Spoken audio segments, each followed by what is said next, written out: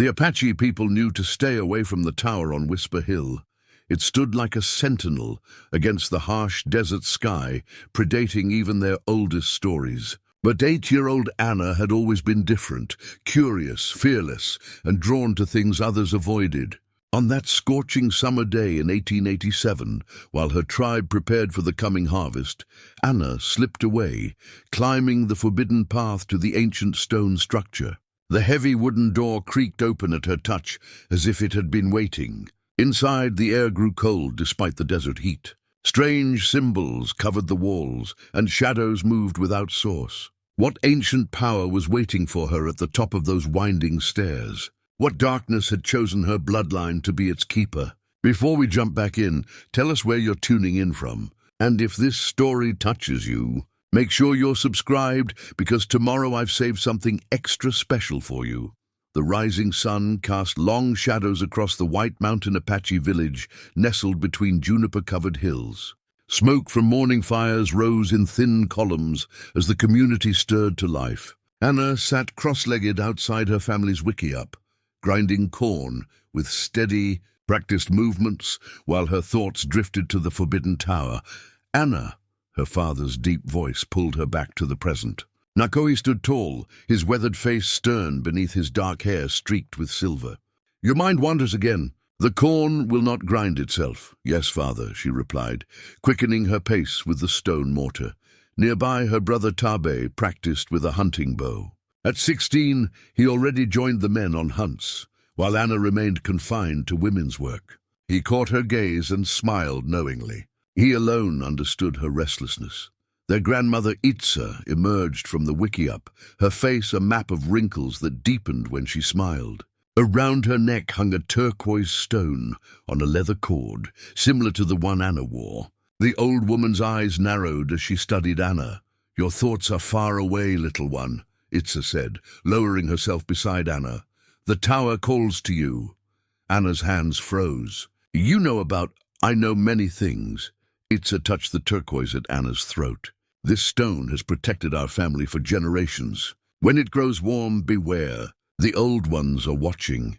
Anna's fingers found her amulet cool against her skin. What old ones, grandmother?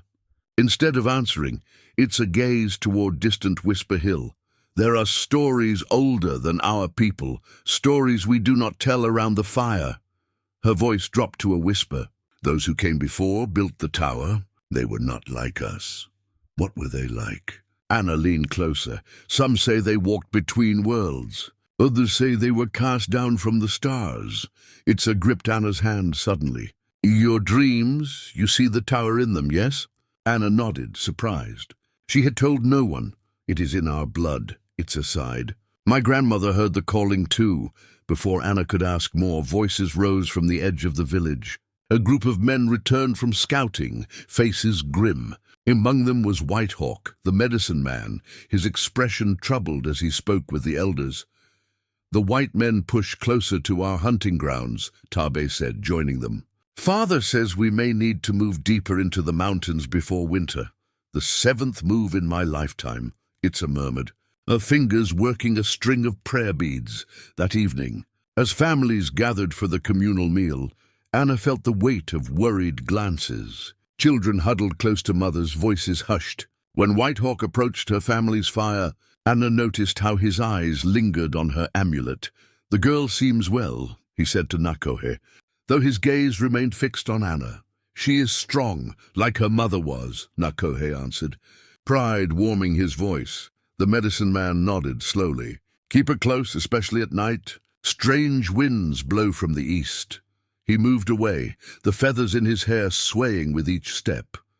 Later, as stars blanketed the sky, Anna lay awake, listening to night sounds. Beyond the village, coyotes yipped and howled.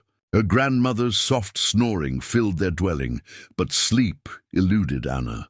The tower waited in her thoughts, its stones gleaming in moonlight. Her fingers closed around the turquoise amulet. For an instant it pulsed warm against her palm, a heartbeat not her own. Anna gasped, releasing it. Outside, the coyotes fell suddenly silent. In that perfect quiet, she heard what no one else could. distant whispers carried on the night breeze, speaking words in no human tongue. Anna's eyes drifted closed as exhaustion finally claimed her.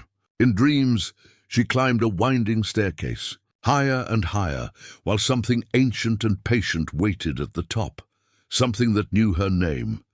When morning came, she discovered strange symbols drawn in the dirt outside their dwelling. When questioned, no one admitted to making them. Only Grandmother Itza seemed unsurprised, watching Anna with knowing eyes while touching her own turquoise amulet. The calling had begun. Dawn painted the eastern sky copper as Anna collected water from the stream. Kneeling beside the flowing water, she caught her reflection, a small girl with solemn eyes that held questions no child should ask. The turquoise amulet dangled from her neck, briefly touching the water's surface and sending ripples across her image. "Anna!" Her brother's voice startled her. Taabe stood on the bank, arms crossed. "Father's looking for you. The harvest ceremony starts soon." She nodded, filling her clay pot quickly. As she stood, her gaze drifted involuntarily toward Whisper Hill. The tower's silhouette stood stark against the morning sky. "Stop looking there," Taab said, his voice softening. "Nothing good comes from that place." "How do you know?" Anna challenged. "Have you been there?" "No one goes there," he replied firmly, taking the water pot from her hands. "Now come. We're already late." Throughout the morning, Anna performed her duties mechanically, grinding mesquite pods, helping the women prepare ceremonial foods, weaving a small basket that would hold sacred corn pollen. All the while, her thoughts circled the tower like hungry ravens. By midday, the ceremonial preparations were in full motion. Elders chanted while young men prepared for the ritual hunt. In the commotion, no one noticed when Anna slipped away, following the stream toward the forbidden hill. The path grew steeper as she climbed. Juniper trees twisted from rocky soil, their shadows reaching like grasping fingers. A raven circled overhead, its harsh cry seeming to mock her trespass. Halfway up the hill, Anna paused to catch her breath. The village looked small below, smoke rising from cooking fires. No one had noticed her absence yet. As she turned to continue, something caught her eye, a glint of white among the rocks. Kneeling, she brushed away dirt and discovered a small flute carved from bone, yellowed with age. Strange symbols decorated its length, the same patterns from her dreams. When Anna touched it, a chill ran up her arm. Without thinking, she lifted it to her lips. No sound emerged, yet she felt a vibration deep within her chest. Suddenly, the raven landed on a nearby branch, its black eyes fixed on her with unnatural intensity. "You're not supposed to be here," it seemed to say. Though its beak never moved, Anna dropped the flute, scrambling backward. The raven tilted its head, watching her with ancient intelligence. Then it launched skyward, circling 3 times before flying directly toward the tower.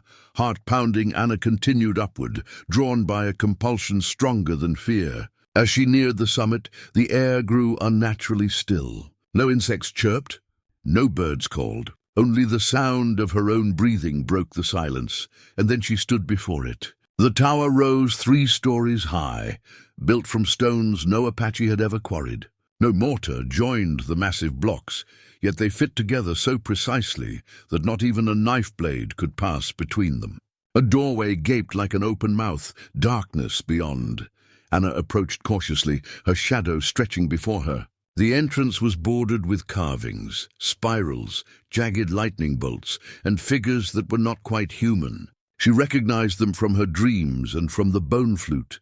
The air flowing from the doorway felt cold against her face, carrying a scent of dust and something metallic. Anna hesitated at the threshold, suddenly aware of her racing heart. The sensible part of her mind screamed to turn back, to run down the hill to the safety of her family. Instead, she stepped forward.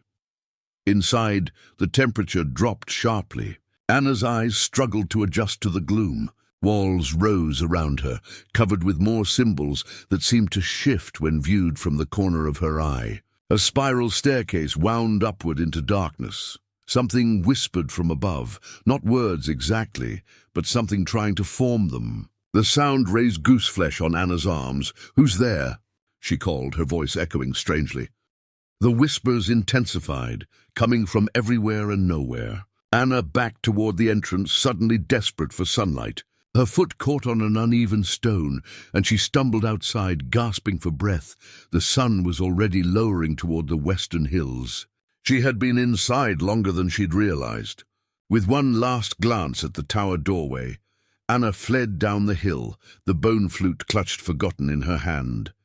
She reached the village as dusk fell, slipping between wickiups to her family's dwelling. Inside, her father paced while grandmother Itza sat calmly by the fire. Both looked up as she entered. "Where have you been?" Nago demanded, fear making his voice harsh. Anna opened her mouth to lie, but Itza's knowing gaze stopped her. The old woman's eyes dropped to Anna's hand, where the bone flute still rested. "So," Itza whispered, "it has begun." The bone flute lay on the dirt floor between them, its carved symbols catching the firelight. Whitehawk knelt across from Anna, his weathered face grave beneath his ceremonial headdress. Outside their wickiup, night had fallen completely, and with it came a heavy silence throughout the village. "You should not have gone there," the medicine man said softly, his eyes never leaving Anna's face. "The elders declared that place forbidden generations before my grandfather's time." Anna's father stood behind her, his presence a wall of disapproval. "She will be punished appropriately," Nakohe promised. Whitehawk raised his hand. "Punishment will not help now. What matters is what she saw inside." All eyes turned to Anna, who sat with her head bowed, still feeling the tower's cold air on her skin. There were markings on the walls. "And stairs going up, did you climb them?" Itza asked sharply. Anna shook her head. "I heard voices. Not like people talking, more like—" She struggled to find words. "Like whispers underwater."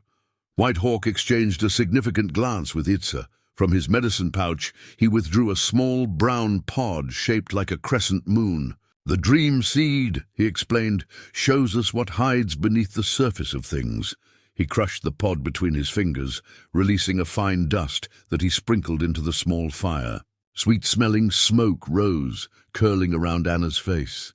"Breathe deeply," he instructed. "Tell me what you see." Anna inhaled, and the wickiup around her seemed to dissolve. She saw the tower, but transparent now, revealing its spiral staircase winding upward to a circular chamber at the top. Something moved there, a shadow darker than darkness. "There's something waiting," she whispered, "at the top of the tower. It's been waiting a very long time." "For what?" Whitehawk's voice seemed to come from far away. "For me," Anna answered, surprising herself. The smoke shifted, showing her a procession of figures walking toward the tower. Women and girls from different times, all wearing the same turquoise amulet. No, not just me. Others before me.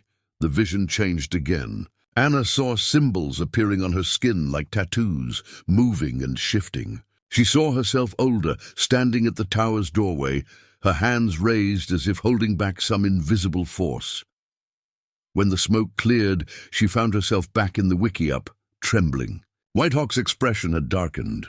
"It is as we feared," he said to Itza and Nakohe. "She bears the mark of the chosen." "What does that mean?"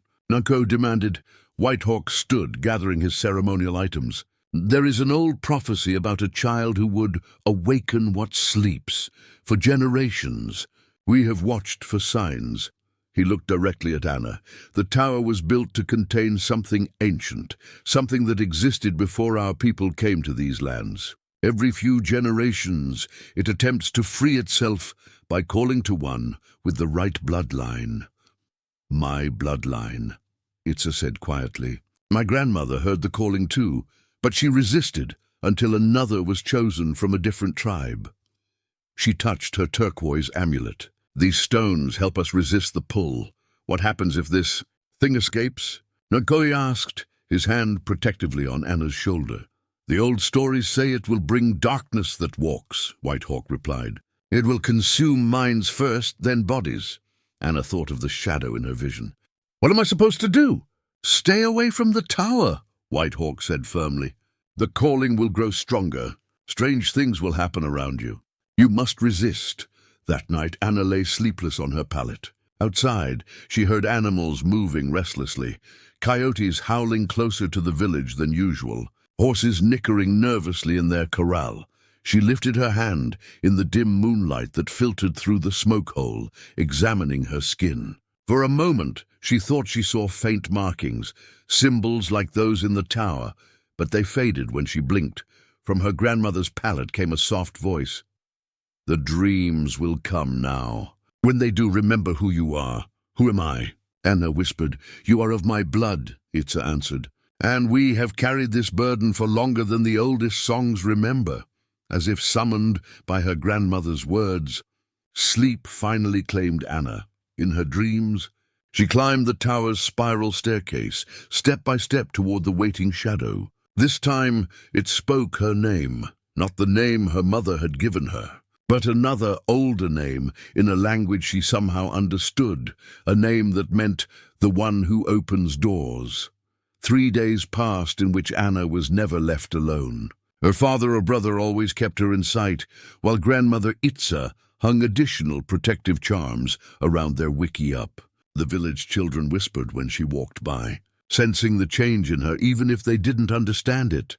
But the calling grew stronger. At night, Anna's dreams took her to the tower's top chamber where the shadow waited, its voice becoming clearer.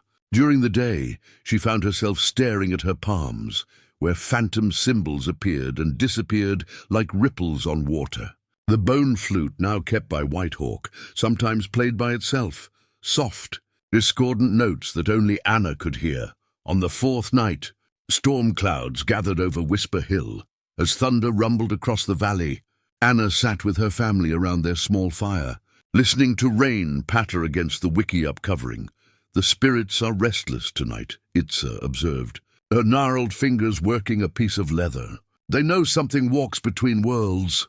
A powerful thunderclap shook the ground. In that moment, the fire dimmed unnaturally, casting the interior into shadow. When it brightened again, Anna felt something pull at her consciousness, an irresistible tug toward the hill.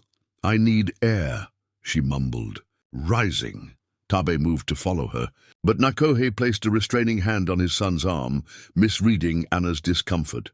"Let her have a moment of peace," he said quietly. Outside, rain fell in sheets. Lightning split the sky, illuminating the tower on Whisper Hill. The moment Anna stepped into the downpour, all hesitation vanished. Her feet carried her swiftly through the village and into the darkness beyond. The path up the hill had transformed into a muddy stream, but Anna climbed without difficulty, her movements guided by something beyond herself. Each flash of lightning revealed her getting closer to the tower, a small figure in a white deerskin dress against the dark hillside.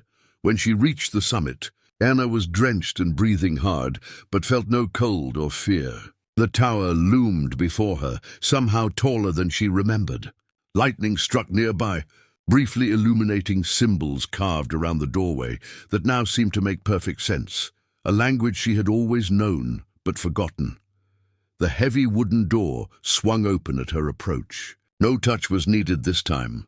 It recognized her presence. Inside, the air remained dry despite the storm, and Anna's soaked dress began to steam slightly in the strange, cool atmosphere. With newfound confidence, she approached the spiral staircase. Where before she had felt fear, now she felt only curiosity and an odd sense of homecoming. Her hand trailed along the wall as she ascended, fingers tracing symbols that glowed faintly at her touch. The staircase wound upward, and Anna climbed steadily. When she reached the 2nd level, she found herself in a circular chamber. A stone pedestal stood at its center, empty except for a small, black rock that seemed to absorb the dim light around it. As Anna approached, whispers filled the room, dozens of voices speaking simultaneously in that ancient language she somehow understood. The Shadow Stone called to her, promising knowledge, power, protection for her people against the encroaching white settlers. Anna's hand hovered over the stone. "What are you?" she asked aloud. "We are the first ones," the voices replied in unison. "Before your people walked these lands, before any human raised eyes to the stars, what do you want from me?" Freedom, companionship, exchange. Her fingers brushed the shadow stone, and instantly visions flooded her mind, civilizations rising and falling, knowledge beyond her comprehension, power that could reshape the world. But beneath these enticing images lurked something else, hunger ancient and insatiable. Anna snatched her hand back. "You're trapped here," she realized aloud. "The tower is a prison," the whispers turned harsh. "A temporary inconvenience. Your bloodline made a pact with us long ago. You are not just the key. You are the door." A shadow detached itself from the wall, taking form, almost human but wrong, in subtle, disturbing ways. It reached for Anna with limbs that bent at impossible angles. "The binding weakens. We have waited for one like you, strong enough to complete the breaking." Terror surged through Anna. She backed toward the staircase as the shadow advanced. Lightning flashed outside, momentarily flooding the chamber with harsh light. The shadow recoiled, giving Anna the chance to flee down the stairs. She burst from the tower into the raging storm, running blindly down the hillside. Behind her, an inhuman wail of frustration rose above the thunder, following her all the way back to the village. Anna stumbled into the center of the settlement, falling to her knees in the mud. Villagers emerged from their dwellings, staring in shock at the soaked child, whose skin now visibly bore glowing symbols that pulsed with each flash of lightning. "Help me," she gasped as her father and grandmother rushed to her side. "It's awake, and it knows who I am."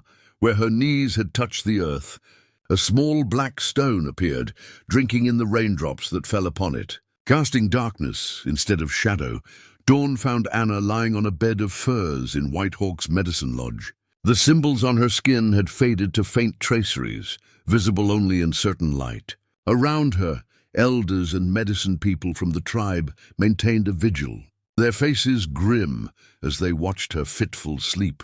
"The markings are unlike anything I have seen," Whitehawk murmured to Itza, who sat closest to her granddaughter. "They follow patterns of the old writing. My grandmother had similar marks after her encounter," Itza replied, her voice weighted with memory. "They never fully disappeared." Outside the lodge, the village buzzed with fearful whispers. Some families had already packed their belongings, preparing to move farther from Whisper Hill. Others argued for destroying the tower. Though none could suggest how such a thing might be accomplished, Anna stirred, her eyes opening. For a moment, they reflected the morning light oddly, like a cat's eyes in darkness. Then she blinked, and they returned to normal. "Grandmother," she whispered.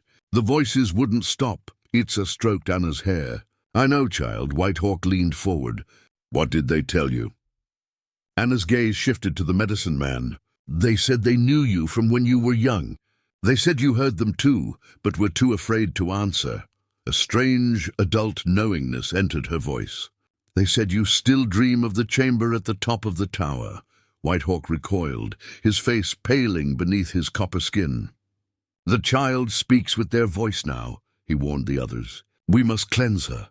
For hours, Anna endured purification rituals. Whitehawk burned sage and cedar, chanted ancient prayers, and marked her forehead with ochre. But when he spilled consecrated water across her arms, the liquid sizzled and steamed, and for an instant, the symbols flared bright beneath her skin. "It doesn't hurt," Anna told them, though no one had asked. "It feels like remembering something I already knew." As evening approached, Nakohe paced outside the medicine lodge, his face etched with worry. When Itza finally emerged, he grabbed her arm. "Will she recover?" The old woman studied her son-in-law with compassion. "This is not an illness to recover from," she said gently. "It is a becoming." Nakohe's expression hardened. "I will not lose her to this thing. Then you must understand what we face." Itza led him to their family wickiup, where she retrieved a small clay bowl decorated with spiraling patterns. "This belonged to my grandmother, and hers before her. It is time you knew our family's burden." Inside, she filled the bowl with clear water and added 3 drops of her own blood. "Drink," she commanded, offering it to Nakohe. "See what I have seen." Reluctantly, he accepted the bowl and drank. His eyes widened as ancient memories flooded his consciousness. Generations of women from Itza's bloodline serving as guardians, keeping watch over the tower, resisting its call while maintaining the delicate balance between worlds. He saw the pact made centuries ago, the first ones contained but not destroyed, their knowledge preserved but their freedom restricted. He witnessed the bargain, protection for the people in exchange for guardianship of the prison. And he understood the price, each guardian forever changed, caught between human and other. When the vision faded, Nakohe found himself kneeling on the earth, the empty bowl before him. "All this time," he whispered, "her fate was sealed before birth." Itza nodded. "But something has changed. The balance weakens. The first ones grow stronger." She looked toward Whisper Hill, where storm clouds still lingered. "In my grandmother's time, the calling came to one child in a generation. Now it reaches out more desperately, seeking any connection to our bloodline. What does it want with Anna?" "Not just escape," Itza said. "Rebirth. It needs a vessel, young, strong, with the right blood. Anna is ideal." She hesitated. "There is another way, but the journey is dangerous." "Tell me," Nakohe demanded. "We must seek the northern band. Their shaman knows rituals we have forgotten. He may know how to sever the connection without destroying Anna."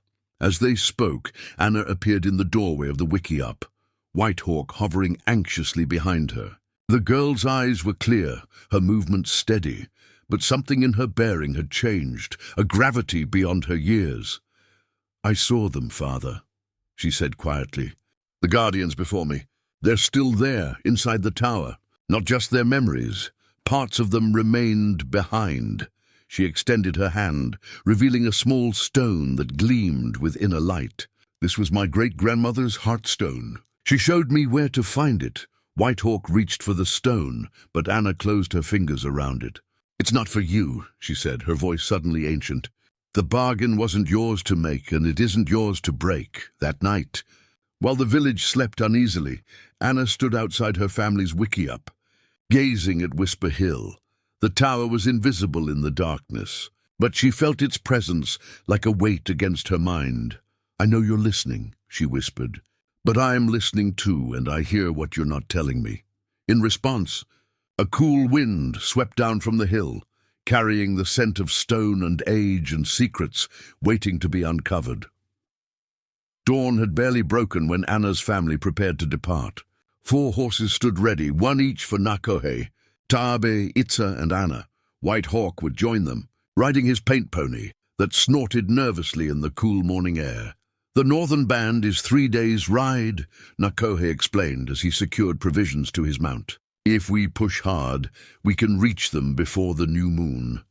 Anna sat quietly as her grandmother braided her hair, weaving protective beads and small feathers into the plaits. The symbols on her skin had neither faded nor intensified overnight, but occasionally shifted position when no one was looking directly at them.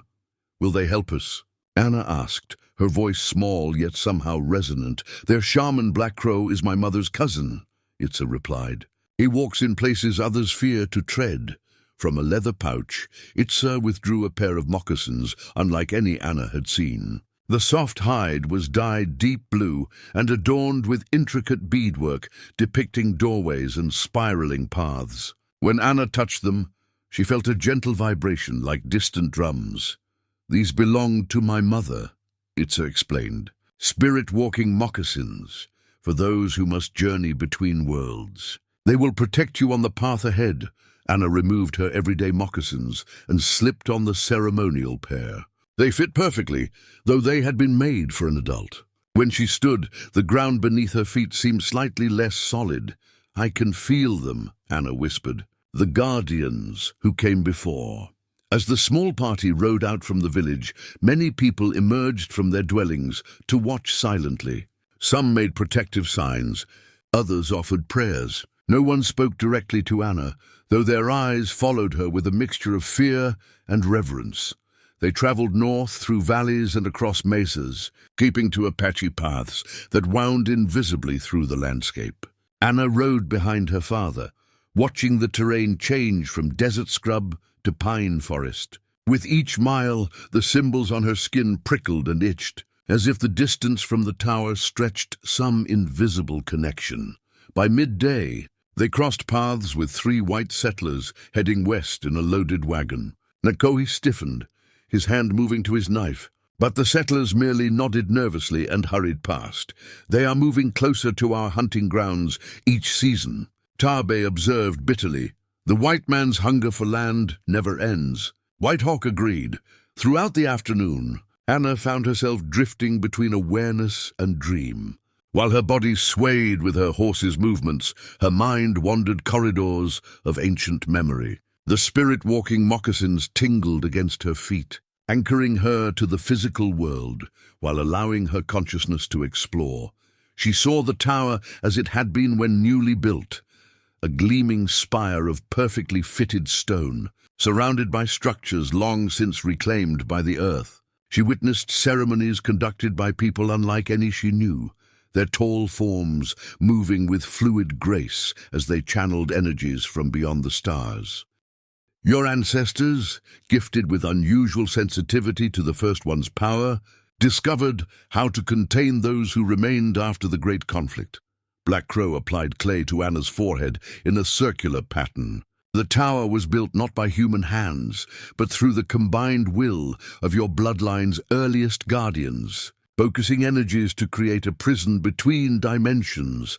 As the final clay was applied, Anna felt a profound shift in her awareness. Presences surrounded her, men and women of different ages, dressed in the clothing of many eras, all bearing familiar eyes and the same determined set to their jaw that she recognized from her father and grandmother.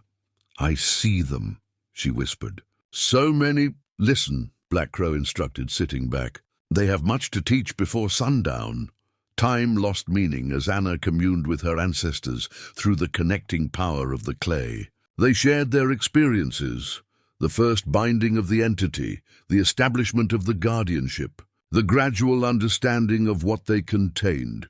From a woman who had lived 10 generations past, Anna learned the true nature of the imprisoned being, not evil in human terms, but fundamentally incompatible with human existence. It perceived reality differently, experiencing time as a single moment rather than a progression. To it, freedom and imprisonment existed simultaneously, making its containment both necessary and tragic.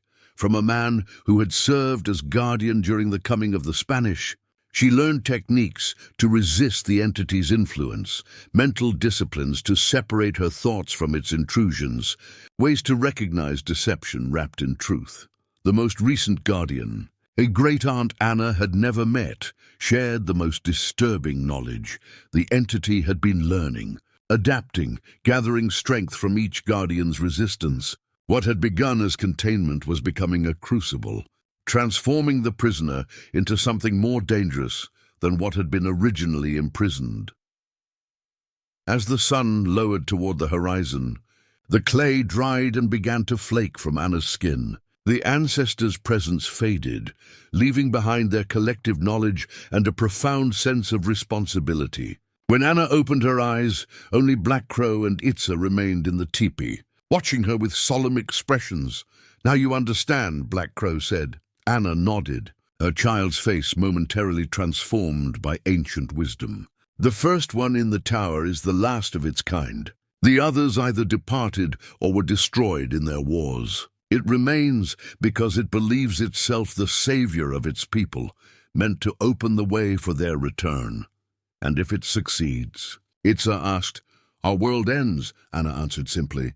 "Not through malice, but through transformation. Humans would cease to exist as we understand existence." She brushed the remaining clay from her skin, revealing the symbols now darker and more defined. "The guardians before me maintained the prison while searching for another solution. None found it in their lifetime." Black Crow handed her a leather pouch. "The remaining clay, you may need it when you confront what waits in the tower." That evening, as the Northern Band gathered to share a feast in their honor, Anna sat slightly apart, watching the interactions with new perspective. Her body remained that of a child, but the knowledge she now carried spanned centuries. She understood now why previous guardians had seemed strange to their communities. They were never fully present, always aware of the entity waiting in its prison, testing the boundaries of its confinement. "You look different," Tabe said, sitting beside her and offering a plate of food. "I feel different," Anna replied. "Like I've been asleep my whole life and just woke up." "Are you afraid of what's coming?" Anna considered the question carefully. Not afraid, she decided, but aware of the cost. Above them, the first stars appeared in the darkening sky, their light reaching Earth after journeys of unimaginable distance, like the entity that waited in the tower, a visitor from beyond human understanding, trapped in a prison of human making. Tomorrow, they would begin the journey home. The journey home took half the time of their outward travel. It was as if the land itself hastened their passage, hills seeming less steep, distances between water sources shorter. Black Crow accompanied them, riding a dappled grey horse that moved with unnatural sureness over difficult terrain. As they drew closer to Whisper Hill, changes in the landscape became apparent. Vegetation withered in expanding circles around the tower. Wildlife fled from their approach, and the quality of light shifted subtly, colors appearing slightly wrong, too vivid or oddly muted. "The veil thins more quickly than I feared," Black Crow observed as they made camp on the final night. Still half a day's ride from Anna's village. The entity's influence leaks into our world. That night, Anna's dreams were invaded by visions of the tower transformed, its stone structure partially translucent, revealing spaces that folded in impossible geometries. At its heart, the entity waited, its true form too alien for her human mind to comprehend fully. "You return," it communicated, not through words, but through impressions that formed meaning in her consciousness. "You begin to understand your purpose." "I understand what you are," Anna responded in the dream space. "And what you intend. Your ancestors made a prison of misunderstanding. I offer transcendence. You offer extinction."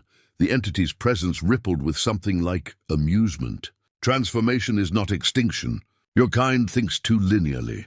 When Anna woke before dawn, she found Black Crow already awake, tending a small fire. Without speaking, he withdrew a leather bundle from his medicine pouch and unwrapped it, revealing a knife unlike any Anna had seen. Its blade was ancient copper, green with age except along its edge, which gleamed with surprising sharpness. The handle was wrapped in faded leather, and along the blade's surface ran symbols identical to those now permanently etched into Anna's skin. "The Guardian's blade," Black Crow explained. "Forged from star metal during the first binding. The copper came from the first one's own artifacts, making it effective against their kind." He passed it to Anna handle first. "It cuts through more than flesh. With it, you can sever connections between worlds, create openings where none exist, or close them permanently." The blade felt unexpectedly light in Anna's hand, humming faintly against her palm. "How do I use it?" "The Guardian's instinct will guide you when the moment comes," Black Crow replied. "But remember, such a tool offers temptation. Each cut alters the fabric between worlds. Choose carefully what you create and what you destroy." They reached Anna's village by midday to find it half abandoned. Those who remained moved like sleepwalkers, their eyes unfocused, responding to Anna's party with slow recognition. The symbols that had first appeared on Anna now manifested faintly on many villagers' skin, pale echoes spreading like contagion. "The entity extends its influence," Whitehawk said grimly. "It prepares the way." Whisper Hill dominated the horizon, the tower now visibly changed. Its stone structure remained, but within and around it, space itself seemed to bend and fold. Occasional flashes of light burst from its peak, and the air surrounding it shimmered as if viewed through heat waves. "We must go now," Anna said, the Guardian's blade secure at her waist. "Before sunset." "I'm coming with you," Nakohe insisted, checking his rifle. "As am I," added Tabe, his young face determined beneath his worry. Itza and Black Crow exchanged glances. "We will maintain the anchor ritual here," the old woman decided. to ensure you can find your way back from what lies within. Anna embraced her grandmother, feeling the fragility of the old woman's frame. "If I don't return—" "You will," Itza interrupted firmly. "Perhaps changed, but you will return. The blade ensures it." The climb up Whisper Hill proved challenging in unexpected ways. Gravity seemed to shift unpredictably, making upward progress feel sometimes too easy, sometimes nearly impossible. The ground beneath their feet occasionally became transparent, revealing dizzying glimpses of star-filled voids instead of solid earth. "The boundaries weaken," Black Crow explained, supporting himself with a staff marked with protective symbols. "What we perceive as reality becomes permeable near the tower." When they finally reached the summit, the tower's entrance had transformed. The wooden door was gone, replaced by a shimmering vertical pool that rippled like disturbed water. Through it, they glimpsed corridors that couldn't possibly fit within the tower's external dimensions. "This is where we separate," Black Crow said. "The Guardian must enter first, alone. Others may follow, but the path will be different for each." Anna turned to her father and brother. "Whatever happens, whatever you see inside, remember that appearances can deceive. The entity will try to separate us." Nakohe embraced his daughter fiercely. "We will find you, no matter what." The Guardian's blade warmed at Anna's side as she approached the shimmering entrance. When she drew it, the copper edge caught the light strangely, seeming to bend it. With a deep breath, Anna stepped forward, blade extended before her. The entrance parted like a curtain, and she passed through, not into the tower she remembered, but into a space between worlds, where the prison and its prisoner had become indistinguishable. Behind her, the entrance rippled closed, sealing her from her family and the world she knew. Inside the tower, reality fragmented. Corridors stretched impossibly, branching and rejoining in patterns that defied Euclidean geometry. Walls became transparent, then solid again as Anna passed. The spiral staircase she remembered now twisted like a living thing, each step materializing only as her foot approached. Anna climbed steadily, the Guardian's blade humming in her grip. The symbols on her skin glowed in response to her surroundings, creating a protective aura that kept the worst distortions at bay. Behind her, she heard her father and brother enter the tower, their voices distorted as if traveling through water. "Stay together," she called back, though she couldn't see them. "Follow the light from my markings." The staircase ended abruptly at a circular chamber that hadn't existed during her previous visits. Its walls shimmered between transparency and solidity, occasionally revealing vast cosmic voids beyond. At the chamber's center floated a crystalline object, neither fully solid nor liquid, its facets constantly shifting and reconfiguring. As Anna approached, the crystal pulsed with inner light, casting prismatic reflections that formed 3 distinct scenes around the chamber. Each scene showed Anna herself, but in different circumstances. In the first, she stood triumphant atop the tower, the Guardian's blade raised as energy poured from the structure into the sky. The entity was banished, the tower collapsed, and her village celebrated below, but her body was withered, aged beyond recognition, her life force spent in the banishing. In the second, she merged with the entity, becoming neither human nor First One, but something new. Power radiated from her transformed being as she reshaped reality around her. Her family and tribe bowed in worship, the first adherents of a new order that would spread across the world. In the third, she stood at the tower's entrance, her hand outstretched to maintain a balanced barrier, neither fully closed nor open. She appeared as an adult woman, neither aged nor transformed, maintaining an eternal vigil as life continued in the village below. Unchanged but protected, 3 paths, came a voice from everywhere and nowhere. The entity manifested partially, its form shifting between human, animal, geometric pattern, and things Anna had no words to describe. Destruction, transformation, or containment, choose. Anna circled the crystal cautiously. "Why show me these options?" "You want freedom. I want resolution," the entity corrected. Freedom is one form this might take. Destruction is another. Even continued imprisonment has its compensations. You're manipulating me. I am educating you. For too long, your bloodline has maintained an imperfect solution without understanding the problem. The entity's form settled momentarily into something almost human. We were researchers, explorers of reality's furthest boundaries. Your ancestors feared what they did not understand. They feared extinction, Anna countered, remembering the knowledge from the ancestor clay. Your presence is incompatible with human existence. In my pure form, perhaps. But adaptation is possible. The entity gestured to the second vision, where Anna's transformed self reshaped reality. Together we could elevate your kind. Prepare them for what lies beyond your limited perceptions.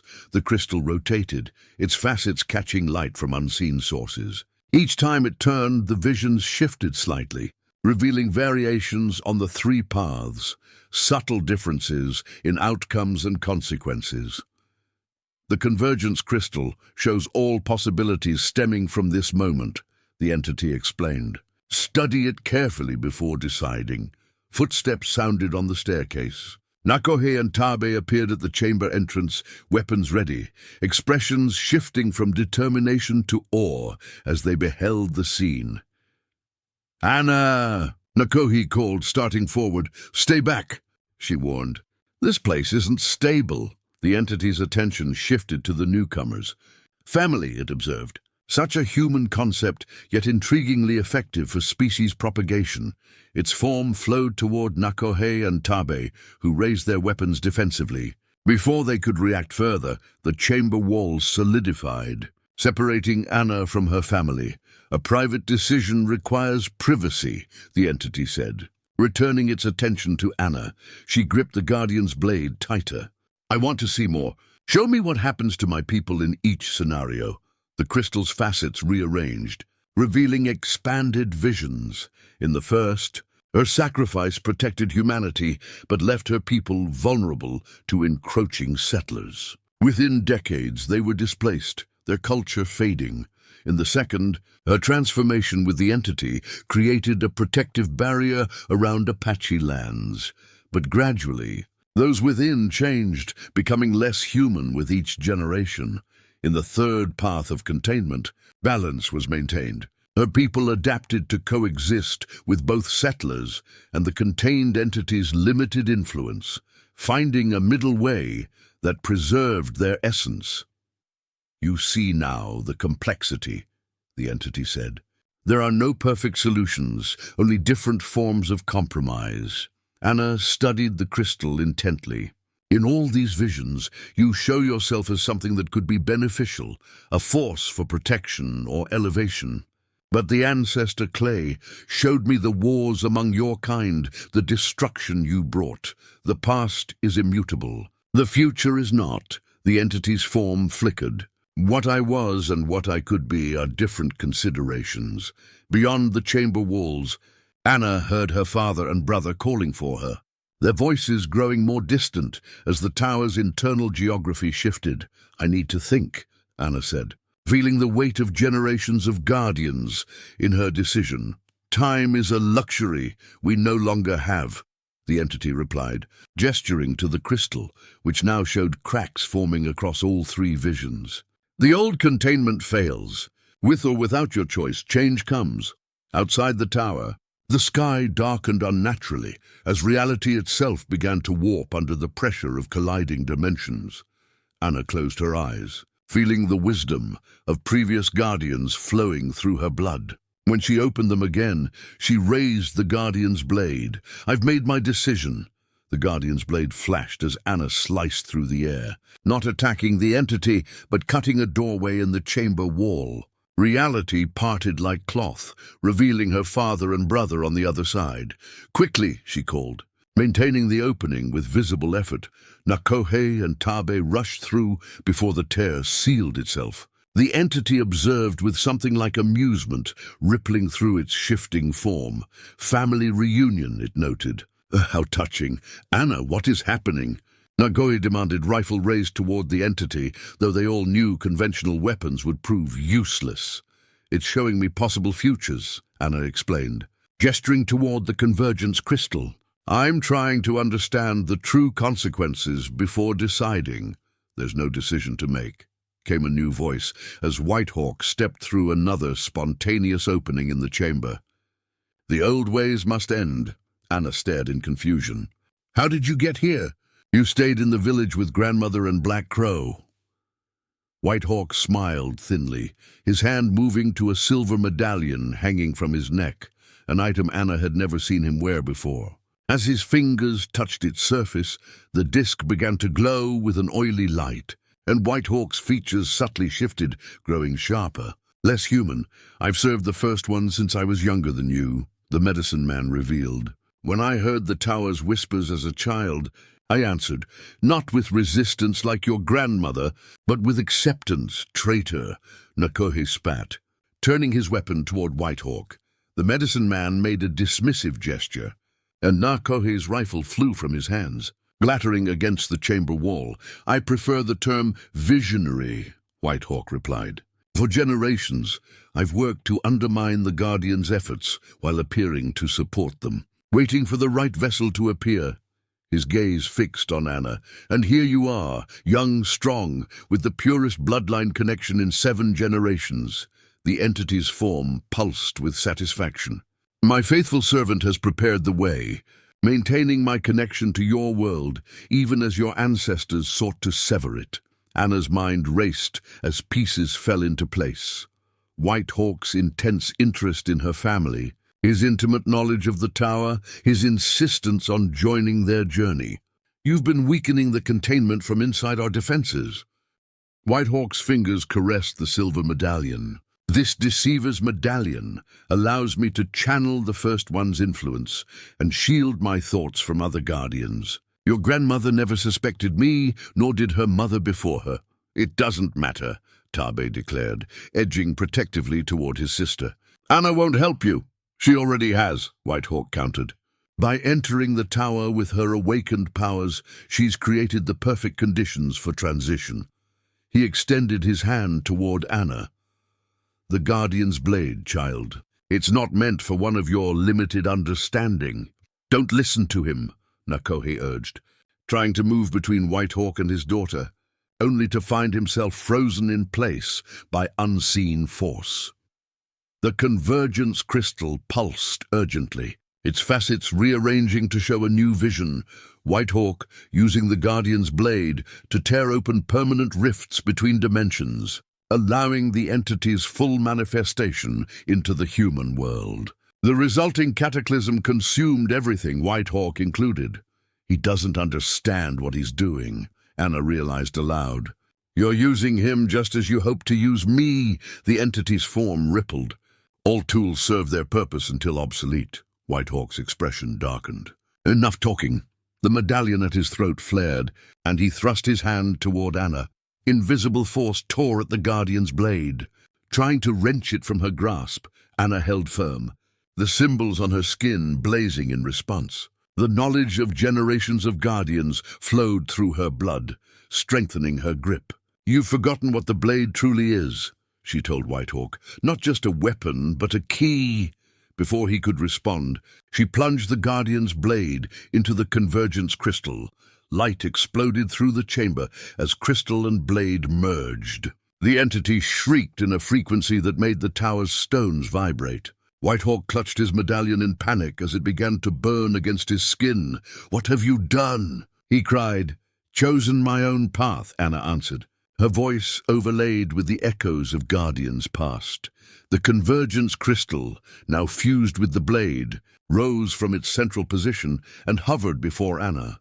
The visions it projected collapsed into a single new possibility, one not shown before. Anna reached out and grasped the transformed artifact, which extended from crystal to blade like a scepter of authority. Whitehawk scrambled backward, the medallion now scorching his flesh. "Master, help me!" The entity's form contorted, caught between retreat and aggression. "You cannot create what was not shown," it insisted to Anna. The crystal contains all possibilities. No, Anna countered. It shows what you wanted me to see. The blade reveals truth. She pointed the crystal blade toward Whitehawk. The medicine man screamed as the deceiver's medallion shattered, fragments embedding in his chest. He collapsed, blood seeping through his ceremonial shirt. I'm sorry, Anna said softly. You were corrupted long ago. Nakohe found himself released from the invisible restraint. He rushed to check Whitehawk, but the medicine man's eyes had already glazed over. He's gone, Nakohe confirmed, looking up at his daughter with a mixture of pride and fear. Anna, what happens now? The entity's form began to condense, preparing for a final assault or desperate escape. Outside the tower, the sky had turned the color of bruised flesh, reality weakening with each passing moment. Now, Anna said, raising the transformed artifact, I remake the bargain on my terms. The chamber walls dissolved, expanding into a vast space where boundaries between dimensions thinned to transparency. The entity retreated, its form rippling with calculation rather than fear.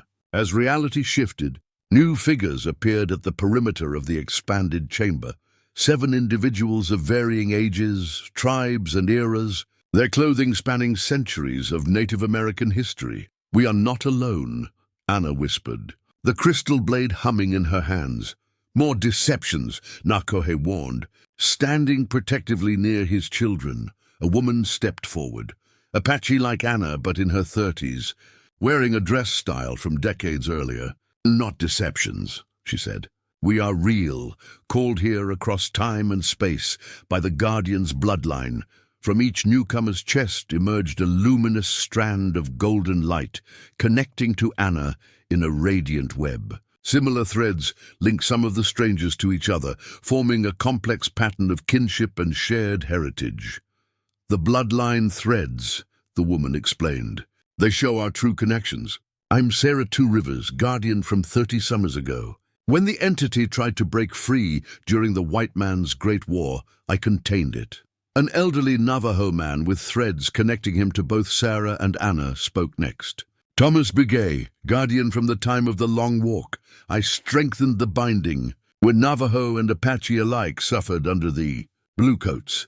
Each introduced themselves, guardians or potential, guardians from different tribes and times, all connected by blood to Anna's lineage. The oldest, a Puebloan man named Stone Watcher, wore clothing 4 centuries old. How are you here? Tabe asked in wonder. Some of you must be long dead. In the tower's heart, time flows differently, Stonewatcher explained. When a crisis threatens the binding, the bloodline calls across generations. We exist here as we were during our guardianship. The entity's form stabilized into a roughly humanoid shape, composed of shifting light and shadow. Another level to our game, it addressed Anna. Your ancestors arrived to pressure you toward containment, their preferred solution. Sarah Two Rivers stepped closer to Anna, golden threads brightening between them. We come to bear witness, not to decide. The choice remains yours. But you have experience I lack, Anna said. Each of you faced this decision, and each chose differently, said a young Hopi man. I sought to destroy the entity and nearly destroyed myself. The attempt weakened the binding for generations. I tried negotiation, added a middle-aged Jicarilla Apache woman. The entity kept its word for my lifetime, but broke faith with those who followed. Nakohe studied the gathered guardians with growing understanding. You've all maintained the binding because no better solution existed. Until now, Stonewatcher said, looking meaningfully at Anna's crystal blade. You have created something new, a tool that exists in multiple realities simultaneously. The entity's form pulsed with sudden intensity. Enough family history. The boundary fails while you reminisce.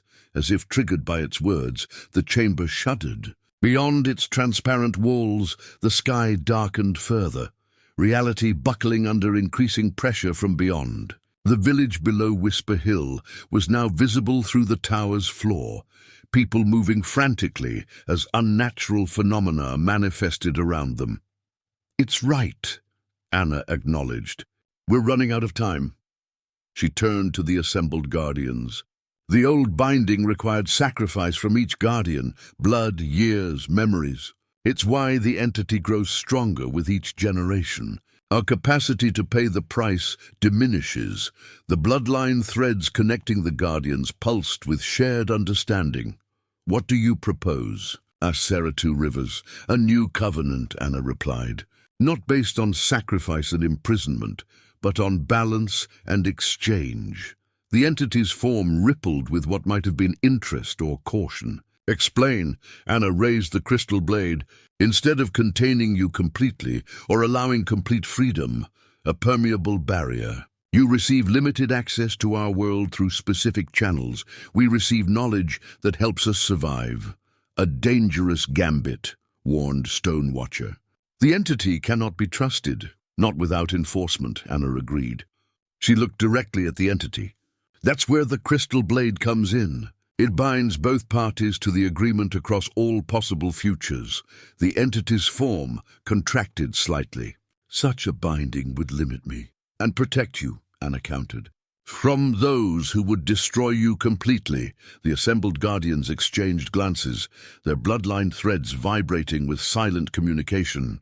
Finally, Sarah Two Rivers spoke. "This has never been attempted. The risk is great, as is the opportunity," the Hopi guardian added. Another tremor shook the chamber as reality strained further. Fractures appeared in the air itself, leaking energies from dimensions beyond human comprehension. "We must decide now," Anna insisted, feeling the weight of her decision. "Will you support my attempt?" The guardians moved closer, their bloodline threads intensifying as they formed a circle around Anna. Even those who harbored doubts recognized the necessity of action. "We stand with you," Sarah Two Rivers affirmed. Though the path is untested, the entity's form fluctuated between resistance and calculation. "And if I refuse your terms?" Anna raised the crystal blade. "Then we fall back to destruction, yours and possibly ours." The chamber trembled again, more violently. Outside, the sky split open, revealing glimpses of impossible realms beyond. The entity's form expanded and contracted rapidly, weighing options across multiple dimensions of thought. "What precisely do you propose, guardian child?" it finally asked. "A covenant with clear boundaries," Anna replied, "written in the language of creation itself." The crystal blade glowed brighter in her hands, as Anna prepared to forge a new relationship between worlds, one that neither her ancestors nor the entity had ever envisioned. The tower's central chamber shifted once more, its floor opening to reveal what had always existed at its heart. Not a prison, but a gateway between worlds. A swirling vortex of energy pulsed below them, neither fully open nor closed, maintained in perfect tension by centuries of guardian vigilance. "The true nature of the tower," Sarah Two Rivers explained. "Not built to contain, but to connect. Controlled passage between realms." Anna approached the edge, her crystal blade illuminating the gateway's structure. The swirling energies responded to her presence, reaching up like tendrils of living light. "Original purpose versus current function," the entity observed, its form hovering opposite Anna across the vortex. "My kind created this passage. Your ancestors repurposed it as a prison." The gathered guardians formed a circle around the gateway, their bloodline threads creating a web of golden light above the vortex. Nakohe and Taabe remained close to Anna. Weapons ready, though all present knew conventional arms meant nothing here. "I understand now," Anna said, the knowledge of generations flowing through her. "The tower wasn't built as a prison. It was an embassy, a meeting point between worlds." She looked directly at the entity. "Until your kind began seeing humans as resources rather than partners." The entity's form pulsed with something like acknowledgement. "Some sought dominion. Others, like myself, sought exchange. Yet you would reshape our world to match yours." Anna countered. "Evolution requires change, not extinction." Anna raised the crystal blade and thrust it into the heart of the gateway. Energy surged upward, engulfing her arm without burning. Between Anna and the entity, a sphere of light began to form, transparent but solid, inscribed with symbols from multiple realities. human languages interwoven with the entity's incomprehensible geometries. "The Covenant Sphere," Stone Watcher whispered in awe. "I've only heard legends." Inside the sphere, reality itself became malleable. Anna felt her consciousness expanding beyond human limitations as she began to write the terms of a new agreement, not through words, but through direct manipulation of the fundamental forces that govern both worlds. Limited manifestation, she declared, shaping concepts into binding reality within the sphere. Specific locations, specific times, specific purposes. The entity's form reached into the sphere, adding its own conditions.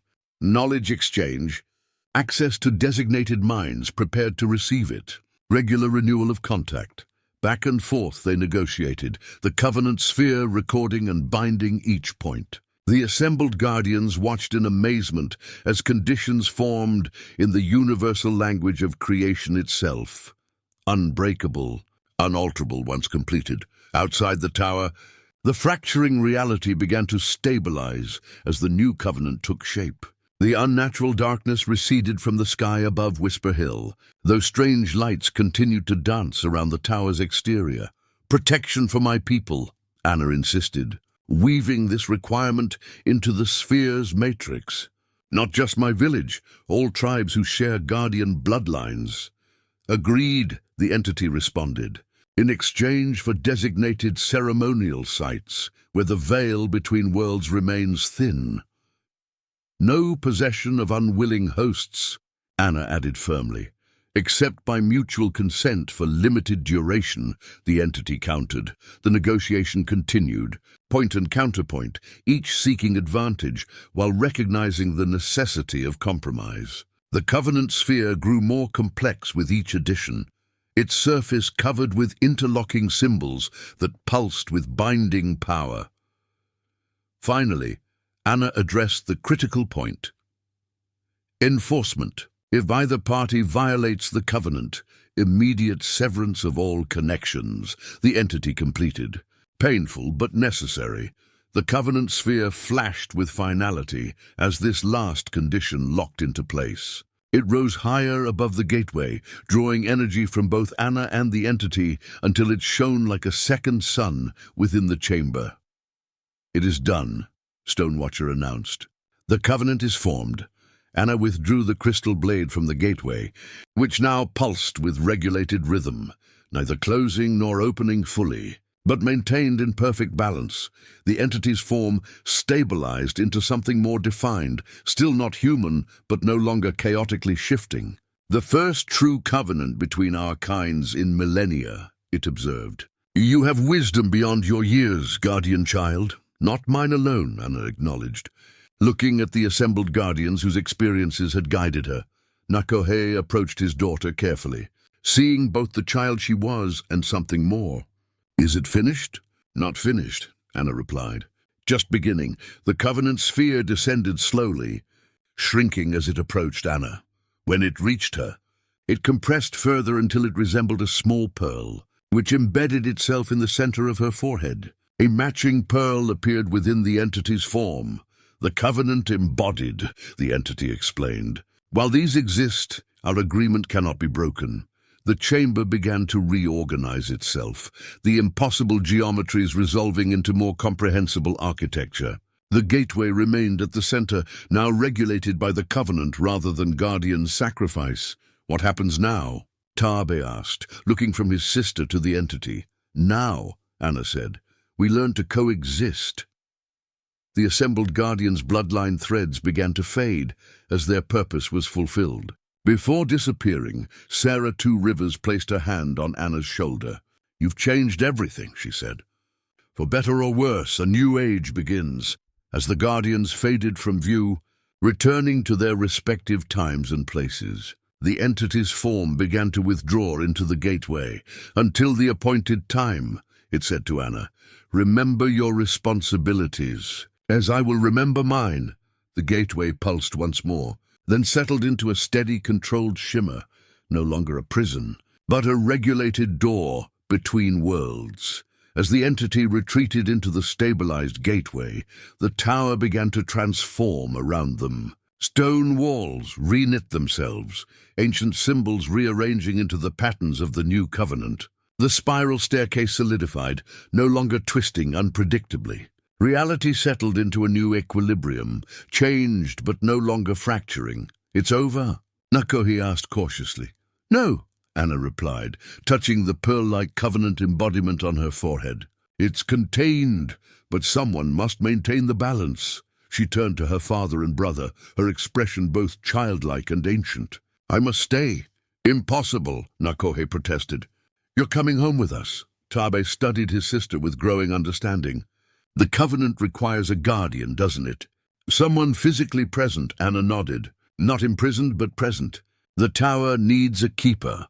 From the gateway rose tendrils of shimmering energy that wove themselves into a cloak-like manifestation. The ethereal garment settled around Anna's shoulders, draping her small form in fabric that seemed woven from starlight and shadow. Where it touched her skin, the symbols there responded, glowing with complementary light. "The Guardian's mantle," Anna explained, feeling its weight and significance. "With it I can perceive the gateway from both sides, ensuring neither world encroaches too far into the other." Nakohe shook his head in desperate denial. "You're a child. This burden cannot be yours. Age matters differently here," Anna said gently. "And I'm no longer just a child." She gestured to the symbols permanently etched into her skin, the pearl in her forehead, the mantle around her shoulders. "I'm the Covenant's keeper now." "For how long?"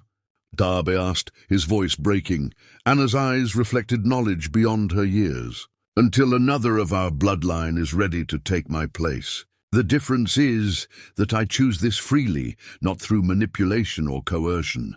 The crystal blade in her hand transformed once more, elongating into a staff of authority. Anna planted it beside the gateway, where it rooted itself into the tower's foundation. "The sacrifice is real," she acknowledged, "but less consuming than what guardians before me endured. I won't age rapidly or lose my mind. I'll grow and learn, both from our world and theirs. And we're supposed to just leave you here?" Nakohe demanded, anger masking his grief. "No," Anna smiled. "That's the other change I negotiated.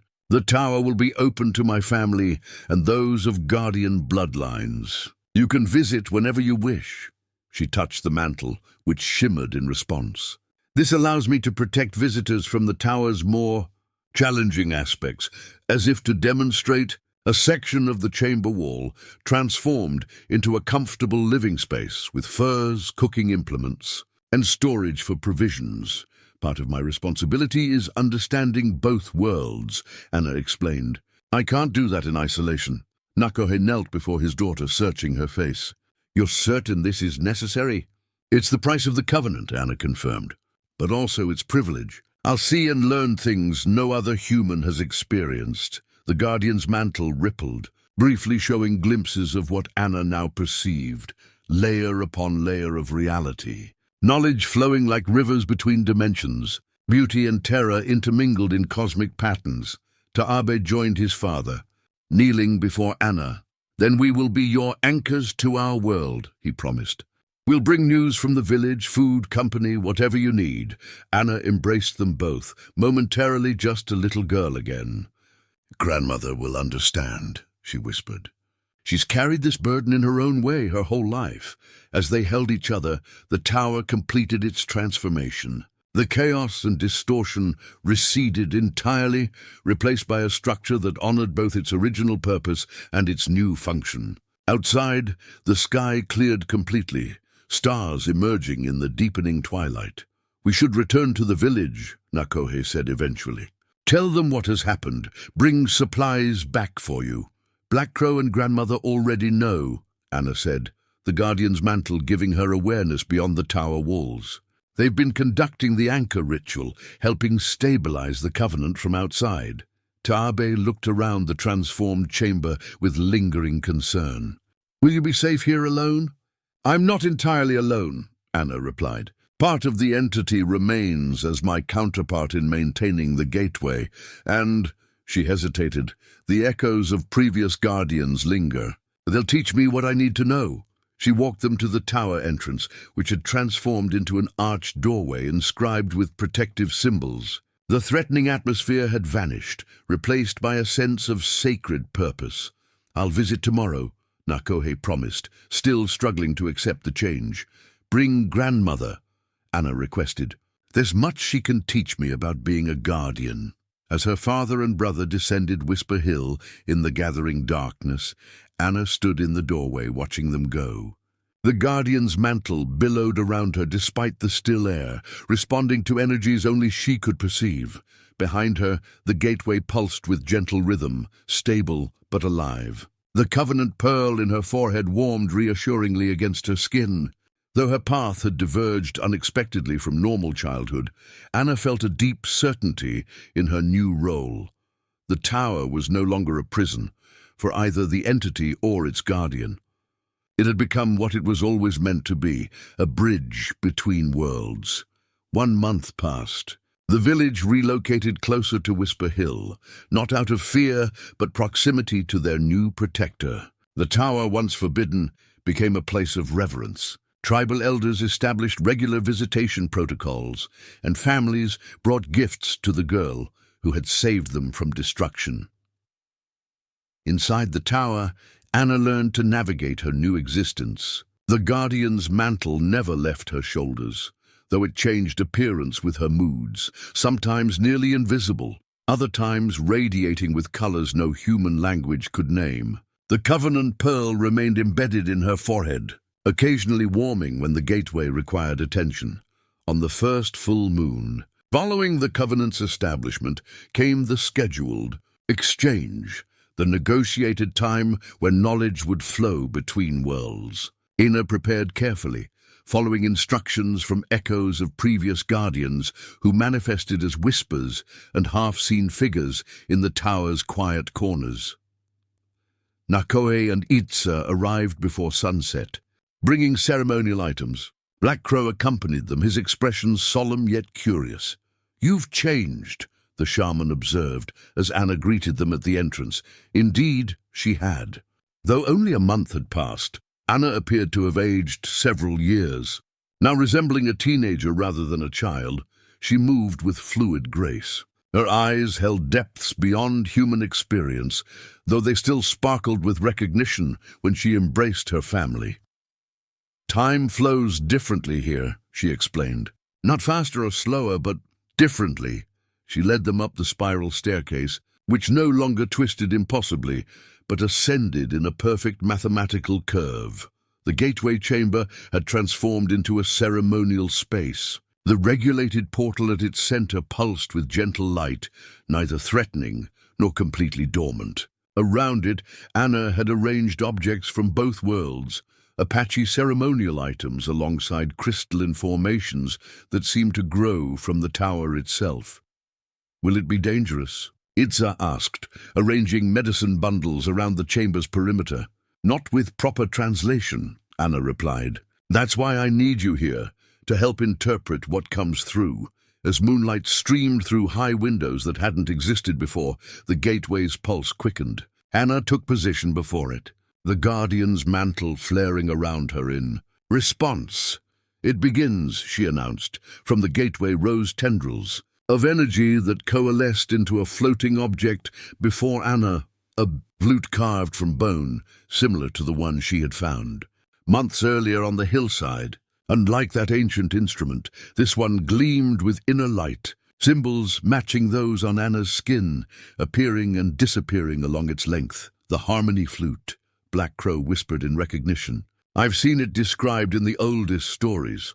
Anna reached for the instrument, which settled naturally into her hands. "It translates between worlds," she explained. "Concepts too complex for words become understandable through its music."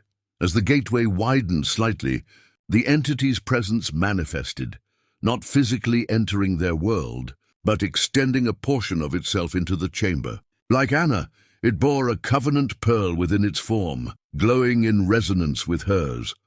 Anna raised the harmony flute to her lips and began to play. No conventional melody emerged, but rather a sequence of tones that seemed to bend and ripple through the air. As she played, images formed above the gateway, weather patterns, seasonal shifts, migration routes of animals important to Apache survival.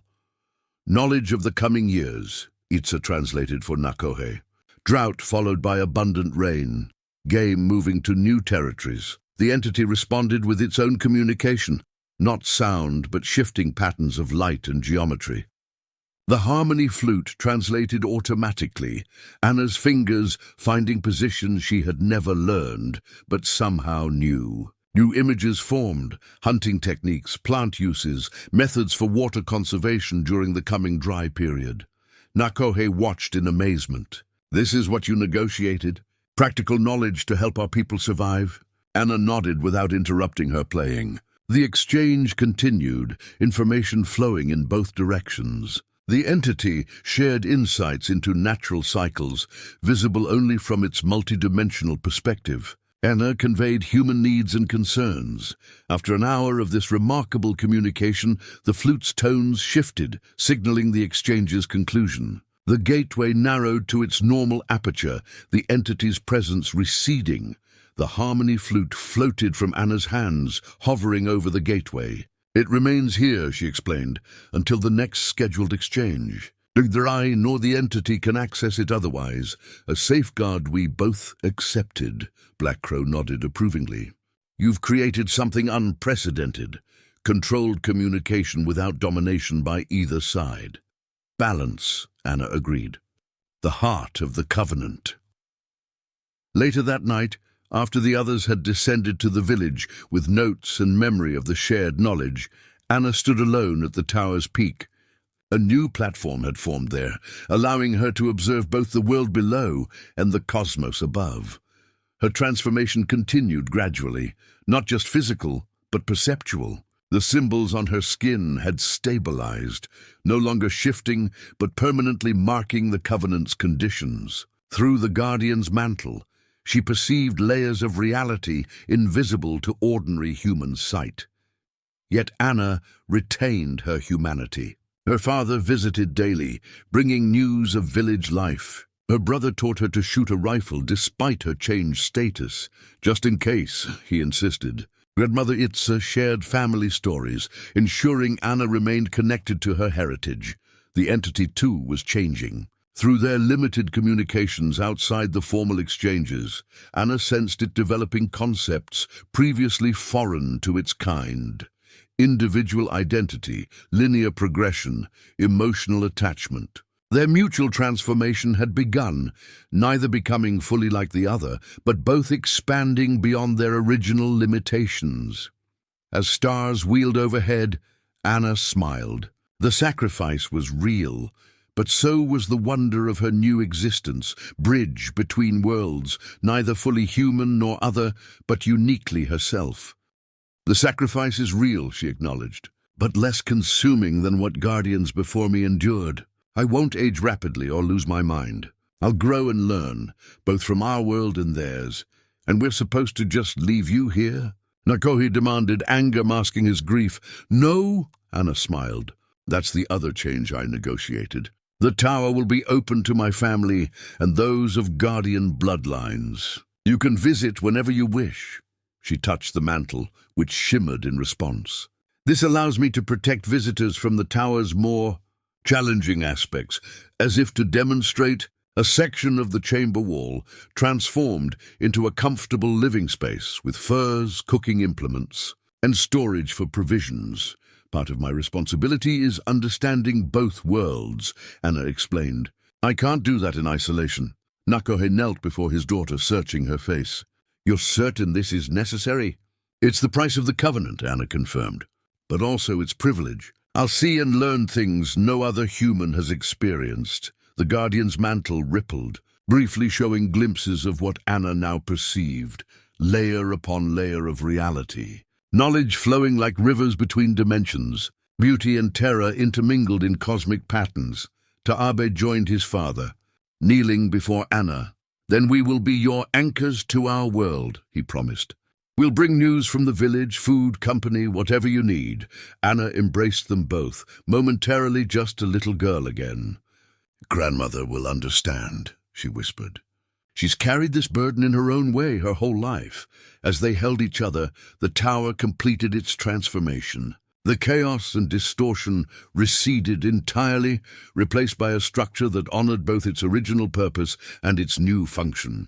Outside, the sky cleared completely, stars emerging in the deepening twilight. "We should return to the village," Nakohe said eventually. "Tell them what has happened. Bring supplies back for you." "Black Crow and Grandmother already know," Anna said, the Guardian's mantle giving her awareness beyond the tower walls. "They've been conducting the anchor ritual, helping stabilize the Covenant from outside." Taabe looked around the transformed chamber with lingering concern. "Will you be safe here alone?" "I'm not entirely alone," Anna replied. "Part of the entity remains as my counterpart in maintaining the gateway, and," she hesitated, "the echoes of previous guardians linger. They'll teach me what I need to know." She walked them to the tower entrance, which had transformed into an arched doorway inscribed with protective symbols. The threatening atmosphere had vanished, replaced by a sense of sacred purpose. "I'll visit tomorrow," Nakohe promised, still struggling to accept the change. "Bring Grandmother," Anna requested. "There's much she can teach me about being a guardian." As her father and brother descended Whisper Hill in the gathering darkness, Anna stood in the doorway watching them go. The Guardian's mantle billowed around her despite the still air, responding to energies only she could perceive. Behind her, the gateway pulsed with gentle rhythm, stable but alive. The Covenant pearl in her forehead warmed reassuringly against her skin. Though her path had diverged unexpectedly from normal childhood, Anna felt a deep certainty in her new role. The tower was no longer a prison for either the entity or its guardian. It had become what it was always meant to be, a bridge between worlds. 1 month passed. The village relocated closer to Whisper Hill, not out of fear, but proximity to their new protector. The tower, once forbidden, became a place of reverence. Tribal elders established regular visitation protocols, and families brought gifts to the girl who had saved them from destruction. Inside the tower, Anna learned to navigate her new existence. The Guardian's mantle never left her shoulders, though it changed appearance with her moods, sometimes nearly invisible, other times radiating with colors no human language could name. The Covenant pearl remained embedded in her forehead, occasionally warming when the gateway required attention. On the first full moon, following the Covenant's establishment, came the scheduled exchange, the negotiated time when knowledge would flow between worlds. Ina prepared carefully, following instructions from echoes of previous guardians who manifested as whispers and half-seen figures in the tower's quiet corners. Nakohe and Itza arrived before sunset, bringing ceremonial items. Black Crow accompanied them, his expression solemn yet curious. "You've changed," the shaman observed as Anna greeted them at the entrance. Indeed, she had. Though only a month had passed, Anna appeared to have aged several years. Now resembling a teenager rather than a child, she moved with fluid grace. Her eyes held depths beyond human experience, though they still sparkled with recognition when she embraced her family. "Time flows differently here," she explained. "Not faster or slower, but differently." She led them up the spiral staircase, which no longer twisted impossibly, but ascended in a perfect mathematical curve. The gateway chamber had transformed into a ceremonial space. The regulated portal at its center pulsed with gentle light, neither threatening nor completely dormant. Around it, Anna had arranged objects from both worlds, Apache ceremonial items alongside crystalline formations that seemed to grow from the tower itself. "Will it be dangerous?" Itza asked, arranging medicine bundles around the chamber's perimeter. "Not with proper translation," Anna replied. "That's why I need you here, to help interpret what comes through." As moonlight streamed through high windows that hadn't existed before, the gateway's pulse quickened. Anna took position before it, the Guardian's mantle flaring around her in response. "It begins," she announced. From the gateway rose tendrils of energy that coalesced into a floating object before Anna. a flute carved from bone, similar to the one she had found months earlier on the hillside. Unlike that ancient instrument, this one gleamed with inner light, symbols matching those on Anna's skin, appearing and disappearing along its length. "The harmony flute," Black Crow whispered in recognition. "I've seen it described in the oldest stories." Anna reached for the instrument, which settled naturally into her hands. "It translates between worlds," she explained. "Concepts too complex for words become understandable through its music." As the gateway widened slightly, the entity's presence manifested, not physically entering their world, but extending a portion of itself into the chamber. Like Anna, it bore a covenant pearl within its form, glowing in resonance with hers. Anna raised the harmony flute to her lips and began to play. No conventional melody emerged, but rather a sequence of tones that seemed to bend and ripple through the air. As she played, images formed above the gateway, weather patterns, seasonal shifts, migration routes of animals important to Apache survival. "Knowledge of the coming years," Itza translated for Nakohe. "Drought followed by abundant rain, game moving to new territories." The entity responded with its own communication, not sound, but shifting patterns of light and geometry.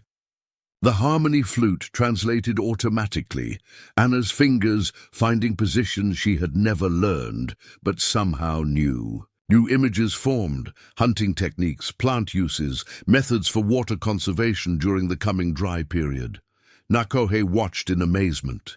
"This is what you negotiated? Practical knowledge to help our people survive?" Anna nodded without interrupting her playing. The exchange continued, information flowing in both directions. The entity shared insights into natural cycles, visible only from its multidimensional perspective. Anna conveyed human needs and concerns. After an hour of this remarkable communication, the flute's tones shifted, signaling the exchange's conclusion. The gateway narrowed to its normal aperture, the entity's presence receding.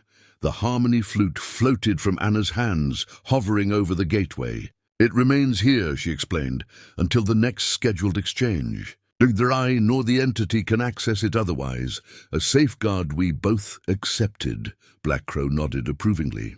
"You've created something unprecedented, controlled communication without domination by either side." "Balance," Anna agreed. "The heart of the covenant." Later that night, after the others had descended to the village with notes and memory of the shared knowledge, Anna stood alone at the tower's peak. A new platform had formed there, allowing her to observe both the world below and the cosmos above. Her transformation continued gradually, not just physical, but perceptual. The symbols on her skin had stabilized, no longer shifting, but permanently marking the Covenant's conditions. Through the Guardian's mantle, she perceived layers of reality invisible to ordinary human sight. Yet Anna retained her humanity. Her father visited daily, bringing news of village life. Her brother taught her to shoot a rifle despite her changed status, just in case, he insisted. Grandmother Itza shared family stories, ensuring Anna remained connected to her heritage.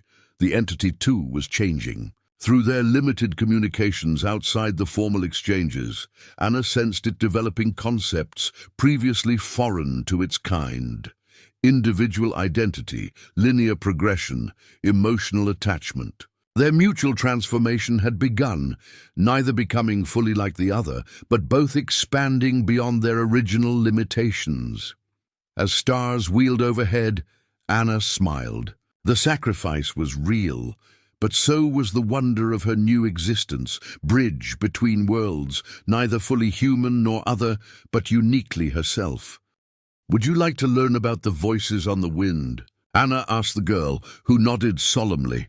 From around her neck, Anna removed a crystal pendant shaped like a teardrop, clear as water, but containing swirling motes of light that moved with purpose rather than random motion. She held it out to Eliana. "The succession pendant," Anna explained as the girl hesitantly accepted it. "When the time comes, not today but in years ahead, this will guide your transition to guardianship." The pendant glowed briefly as it touched Eliana's skin, recognizing bloodline connection.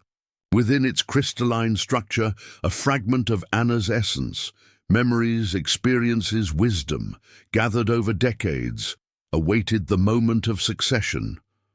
Will it hurt? Ileana asked, eyes wide but unafraid. Change always carries some pain, Anna answered honestly, but also wonder beyond imagining. She gestured toward the tower, where the gateway pulsed in steady rhythm. The covenant requires a guardian, but not an eternal one. When you're ready, I will finally rest. The other children watched with mixture of awe and envy as Ileana carefully placed the pendant around her neck. It settled against her chest, seemingly ordinary now, but containing the seed of future transformation. Over the decades, Anna had refined the covenant through scheduled renegotiations, creating more favorable terms for both worlds. The brutal isolation of previous guardians had been replaced by integration. Anna maintained the gateway while participating in tribal life, advising councils, teaching younger generations. Under her guidance, the Apache bands connected to the covenant had preserved crucial elements of their culture, despite reservation policies designed to eradicate native ways. Knowledge exchanged through the gateway provided advantages that helped them navigate the difficult transition. Medical insights that reduced disease, agricultural techniques that flourished in changing climates, diplomatic strategies that secured better terms from government officials. Will I still be me? Ileana asked, touching the pendant. Anna smiled, the wrinkles on her face mapping decades of experiences between worlds. More yourself than you can currently imagine, she assured the girl. The Guardian's role doesn't erase identity, it expands it. The council stones around the tower's base pulsed gently, acknowledging the beginning of transition. Current tribal leaders would guide Ileana's preparation alongside Anna's direct teaching. The succession would take years, gradual rather than abrupt, allowing the girl to develop naturally while learning her future responsibilities. As the sun began to set, casting long shadows across Whisper Hill, Anna gazed at the generations gathered around her, the legacy of a choice made by a curious 8-year-old girl who had pushed open a forbidden door. Though the path had unfolded differently than anyone could have predicted, she felt no regret. The entity's voice came again through their private connection. Our journey together approaches its conclusion. One journey ends, another begins, Anna replied silently. The covenant endures through new guardians, new perspectives. She placed her weathered hand on Ileana's shoulder, feeling the girl's potential, the same curiosity, courage, and capacity for wonder that had defined her own childhood. The tower will always need its guardian, Anna told her, but the guardian need never be alone. Above them, stars emerged in the darkening sky, some visible to all eyes, others apparent only to those touched by the covenant. Bridges between worlds that had once seemed impossibly separate.